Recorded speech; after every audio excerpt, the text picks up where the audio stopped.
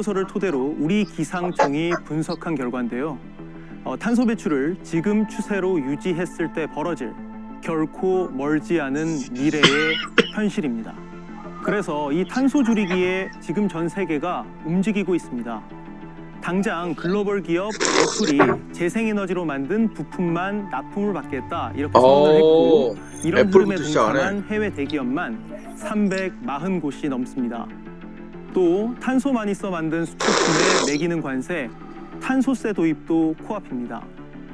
탄소 감축 지각생 한국은 지난해에야 2020년까지 탄소 순배출량 제로, 즉 탄소 중립을 선언했습니다. 당장 석탄 발전소를 없애고 있고 휘발유차 대신 전기차 생산을 늘려가고 있습니다.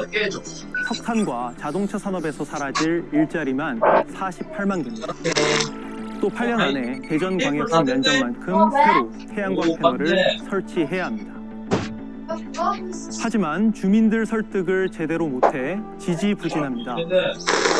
올해부터 5년간 탄소 중립 첫 단추를 끼울 이번 대선 후보들은 이런 난제를 풀어야 합니다.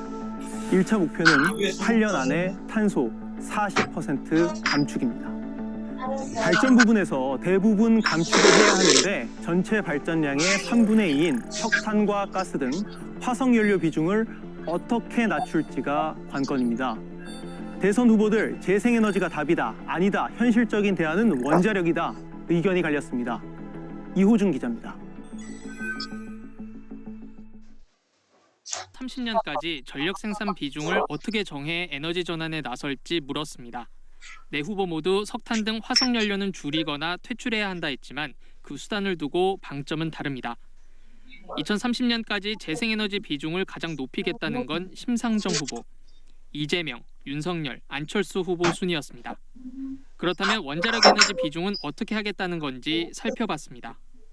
네 후보 간 2대2 구도가 만들어집니다. 2030년까지 23%대의 원자력 에너지 비중을 제시한 이재명, 심상정 후보.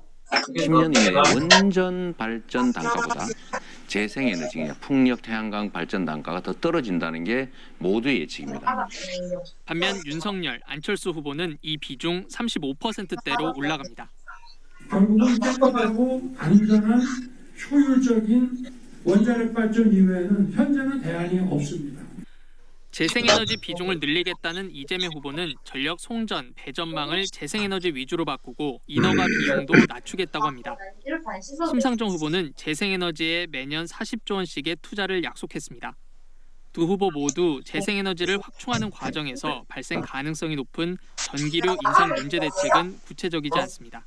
실질적으로 에너지 전환을 하기 위해서는 비용 부담이 필요하거든요. 공짜 점심은 없으니까요. 반면 윤석열, 안철수 후보는 원자력 필요성을 강조합니다. 윤 후보는 탈원전 폐지를 밝히고 차세대 기술 원전 개발도 추진하겠다고 강조합니다. 원전 없는 탄소 중립은 허구라는 안 후보는 현 정부가 단계적 폐쇄를 정한 원전 11기를 재점검해 안전하면 연장 사용하겠다고 했습니다. 원자력 비중이 높아지면 사용 후 해결료 처리가 관건입니다. 원전 부지에 임시 보관한다, 미국과 재처리 기술 협상을 한다, 각각 이렇게 밝히지만 현실적 대안이냐에는 의문이 남습니다. 새로 원전을 건설해서 임시 저장고를 새로 건설하는 원전 밑에 넣겠다 이런 것으로 보여서 사실 폐기물 문제에 대한 대안이 없기 때문에 탄소 발생을 억제하기 위한 수단으로 탄소세를 부과하겠다는 데에는 이재명, 심상정 후보가 찬성하고 있습니다.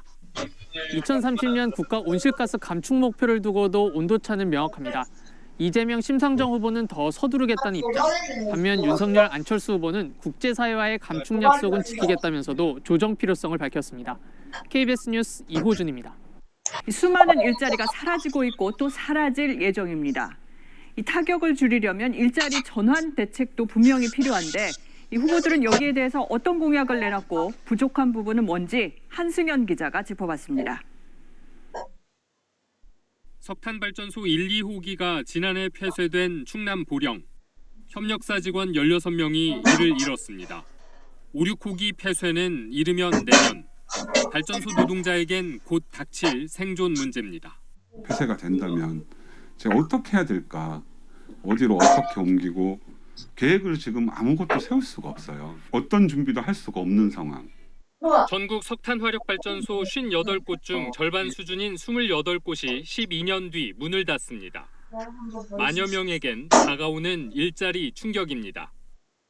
탄소 중립으로 가기 위해선 석탄뿐 아니라 내연기관 자동차 등 탄소를 내뿜는 산업 전체가 전환 대상이 됩니다. 탈탄소, 탈석탄을 공언한 대선 후보들, 일자리 전환을 위해 어떤 대책을 내놨을까요?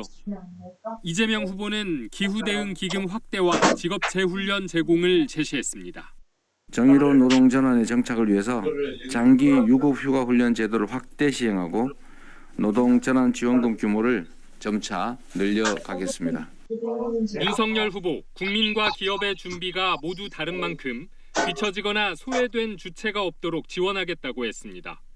원자력을 적정 비중으로 유지해야 에너지 약자의 안락한 생활 보장을 위해 제공하려는 필수 전기 복지도 만들어낼 수 있습니다. 심상정 후보는 정의로운 전환 기본법 제정과 노동자 재고용 직업 훈련을 새로운 직업을 얻을 때까지 재교육을 제공하고 또 그 기간에 실업급여를 지급해주고 또 양질의 일자리가 연결될 수 있을 때까지 국가가 책임져야 된다고 보고요. 안철수 후보는 사회 안전망 강화, 지역대학 재교육을 강조했습니다. 국가가 각 국민들이 대처할 수 있게 해줘야 되잖아요. 저는 그것 중에 하나가 평생교육이라고 생각합니다. 전체 연령대로 전 국민으로 늘리는 거죠. 하지만 이 공약들 모호한 부분이 상당합니다. 이재명 후보와 심상정 후보, 기금을 마련하겠다고 했지만 구체적 재원 규모는 밝히지 않았습니다. 에너지 약자 복지 제공을 약속한 윤석열 후보, 약자가 누구인지 어떤 복지를 어떻게 제공하겠다는 건지 언급이 없었습니다. 안철수 후보의 사회적 안전망 강화도 구체성이 부족합니다. 직업이 전환돼야 되는 데는 비용 이런 것들을 계산을 하셔서 그것을 근거로 해서 이 정도의 비용이 들기 때문에 앞으로 에너지 전환 부분에서는 이러이러한 정책들이 있을 것입니다라는 정도가 뭐가 나와줘야 되지 않나. 네 후보 모두 일자리 재훈련과 재교육을 강조하는데 KBS 공약검증자문단은 일자리 재교육을 통한 직종 전환은 나이 많은 노동자에겐 실효성이 떨어진다고 평가했습니다. KBS 뉴스 한승현입니다.